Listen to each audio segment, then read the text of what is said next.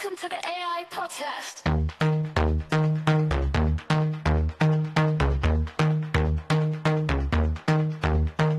Welcome to the AI podcast.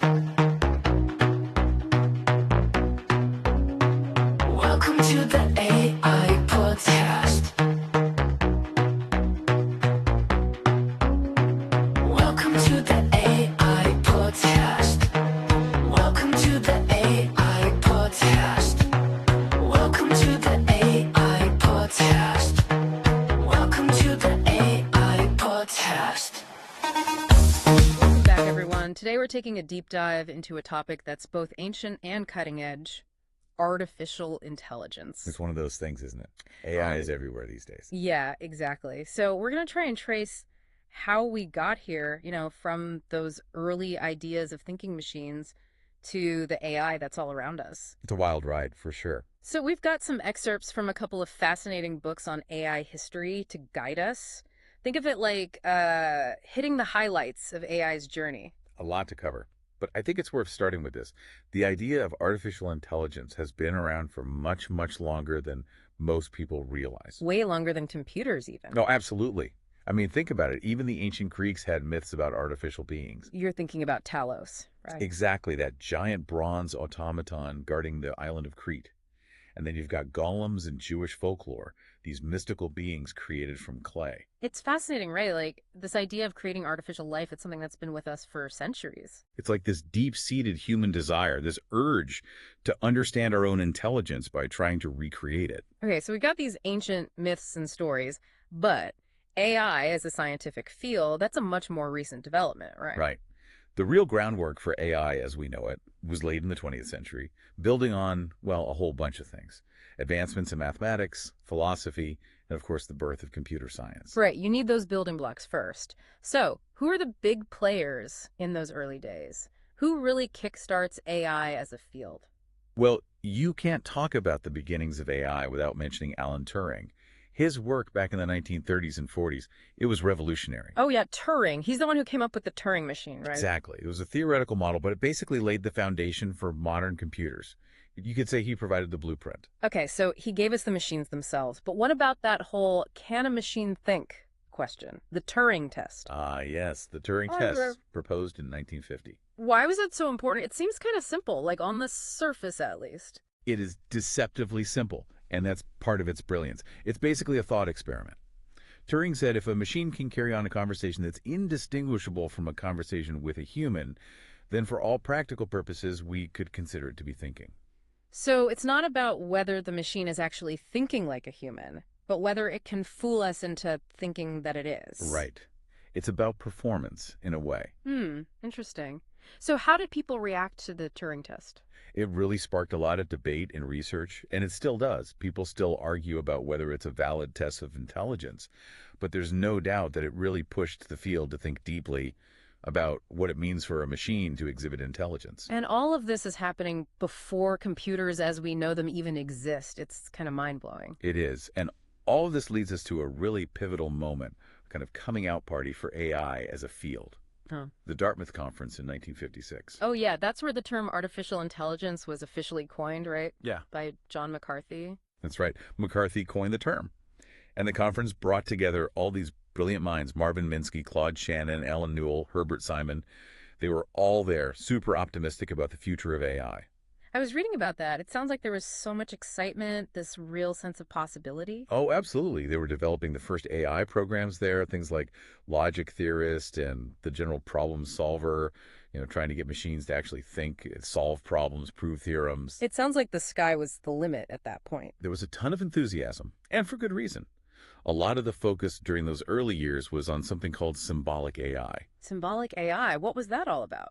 Well, sometimes it's called GoFAI, good old-fashioned AI. Okay, Joe FAI, got it. But how did it actually work? The idea was to represent knowledge using symbols and logic, kind of like a super complex flowchart for decision-making.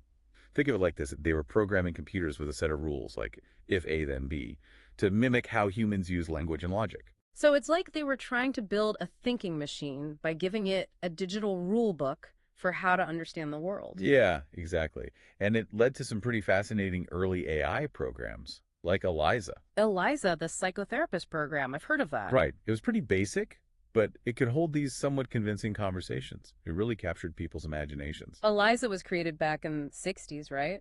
It's amazing how far back some of these ideas go. It is. And ELIZA is a great example because it shows us both the potential and the limitations of symbolic AI.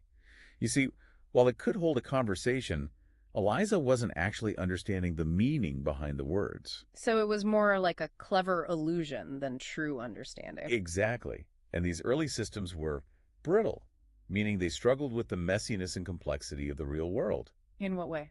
Well, they couldn't easily adapt to new situations or information that wasn't explicitly programmed into them. They really struggled to learn from new data. Okay, so I'm starting to see how this symbolic AI approach maybe hit a wall. It makes sense that you'd need a more flexible, adaptable approach for AI to really take off. You're exactly right.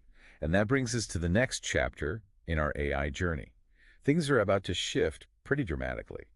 So we've hit this roadblock with symbolic AI. What happens next? Where do things go from there? Well, instead of trying to, hard code every single rule into a computer, what if we could get the machines to learn for themselves? Teach a machine to learn.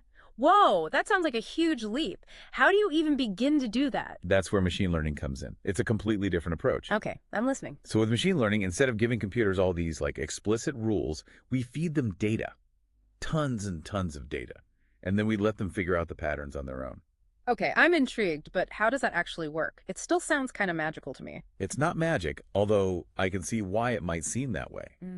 But a few key things had to happen for this shift to really take off. Like what? Well, first, computing power had to increase exponentially. I mean, we had to be able to process massive amounts of data way faster than before. That makes sense.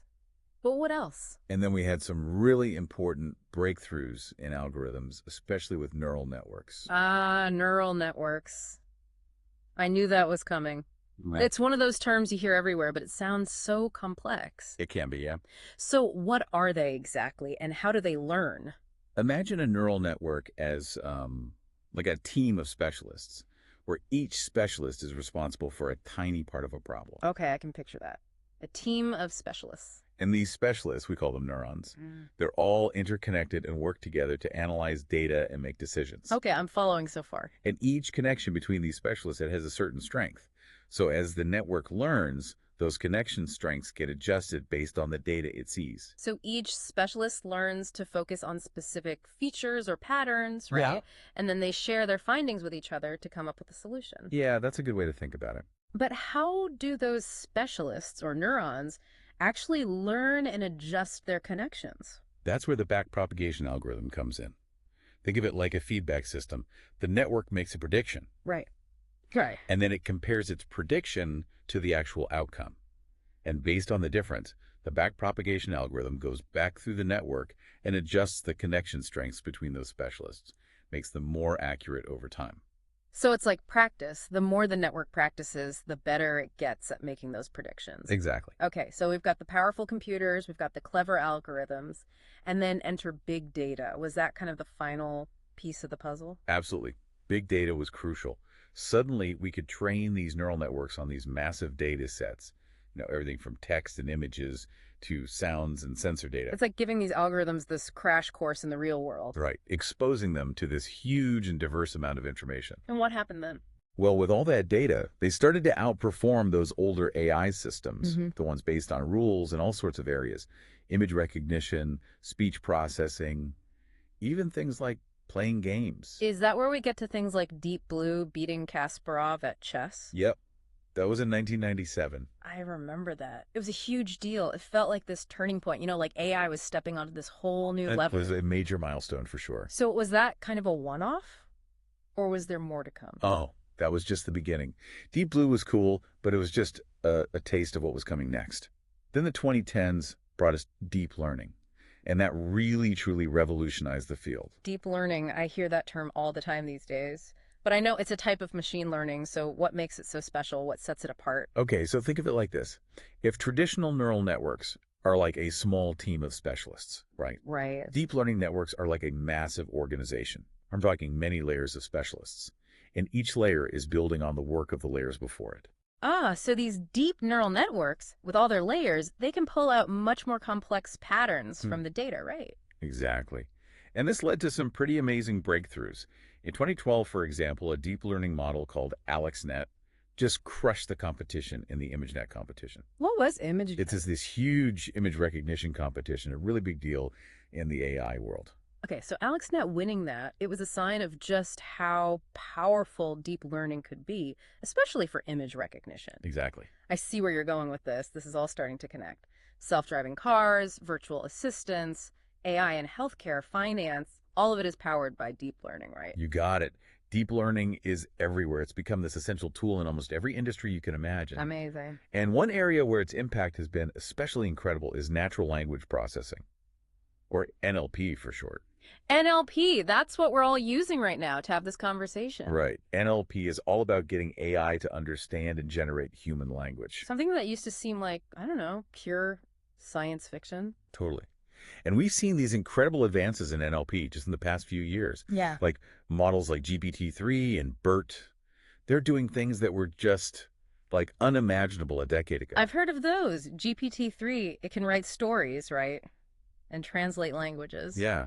We can even generate computer code. It's like almost like AI is becoming this like creative partner, Nice. helping us push the boundaries of what's possible, not just in science and tech, but in writing, art, music, even programming. It's pretty incredible.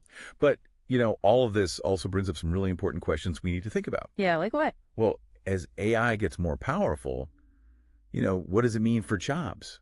How do we adapt as a society? It's a lot to consider. And then there are concerns about AI bias, right? Yeah. Data privacy, the potential for misuse. All of those ethical considerations are just as important as the tech itself. Right. We can't forget about that side of things. It's a lot to unpack. But I'm curious, where do we go from here? I mean, we've come a long way from those early symbolic AI systems. It's been this incredible journey. But what's next for AI? Well, one area that's got a lot of researchers, both excited and maybe a little apprehensive, is something called artificial general intelligence, AGI. AGI. Right. That sounds like something straight out of a sci-fi movie. It kind of is. So what is it exactly? And like how close are we to actually achieving it? AGI, it basically refers to an AI system that's not just good at one specific thing. It would have a more general intelligence, like one that rivals or even surpasses human capabilities across a wide range of domains. So that's like the ultimate goal of AI, right? Create a machine that can truly think and learn like a human, or even better. It's a bold idea. Yeah. And while AGI is still pretty hypothetical, it definitely raises some profound questions about, the future of humanity and our relationship with intelligent machines. I can see why people are both excited and a little scared of that. Yeah. But even if we don't reach AGI anytime soon, the AI that we have now is already changing the world. Right. I mean, it's already shaping our lives in so many ways. So as we move into this future with AI playing an even bigger role, like what does it all mean for us? Where do we fit in? It really makes you think, where do we fit in as AI keeps getting more and more advanced? The big question, right? Yeah. And is it going to be like humans versus machines? Or is there a different way to look at it? I think that versus idea, that's where we get into trouble. Yeah. Because AI, at its heart, it's a tool. A tool. Yeah. It's powerful. Obviously, it can do amazing things. But in the end, it all comes down to us, Yeah. how we choose to use it. So are you saying we shouldn't worry about all those like sci-fi scenarios where AI gets super intelligent and takes over? Well, I wouldn't rule anything out completely. I mean, it's always good to be aware of potential risks, Yeah. right? Think about the implications. All right. But I also really believe that AI can be a force for good. Hmm. It can help us solve all these global challenges like climate change, poverty, disease. That's a much more hopeful way to look at it. It's not about being afraid of AI. It's Okay. about being thoughtful, responsible. Okay, I like that. But then that brings up another question. If AI is a tool, what kind of skills do we need to learn to use it well? How do we make sure humans can thrive in a world that's more and more shaped by AI? That's the question, isn't it? The world's changing fast. So we got to be able to adapt. If AI can automate all these tasks, critical thinking is even more important. How so? We need to be able to look at information and figure out, is this real? Is this fake news? What are the limitations of these systems? So we need to be more than just like passive users. Exactly. You got to be a discerning consumer of AI. Understand how it works, its strengths, its weaknesses, use it responsibly. But it's not all about tech skills, is it? Right. It's about those human things that AI can't do, at least not yet. Creativity, empathy, emotional intelligence, being able to adapt to new situations. Those are the things that are going to be even more valuable. It's like we need to find that balance, harness the power of AI, but also make sure we keep developing our human strengths. It's not about replacement, it's about collaboration. Exactly. AI isn't the enemy. It's a partner. Like Hmm. humans and AI working together, that's where the magic happened. It's a powerful image, right? Not AI versus humans, but AI with humans. That's a really cool way to think about it. Yeah. This has been awesome. From those ancient myths to the tech that's all around us now, we've really covered a lot of ground. We have. It's been a wild ride through history, technology, even philosophy. And as we wrap up, I want to leave you all with something to think about. Okay, go for it. What role do you see for yourself in all of this? In shaping this amazing technology, what kind of future do you want to create? That's a good one. Something to ponder. It is. And thanks to all of you for joining us on this deep dive into AI. It's been a blast. Until next time.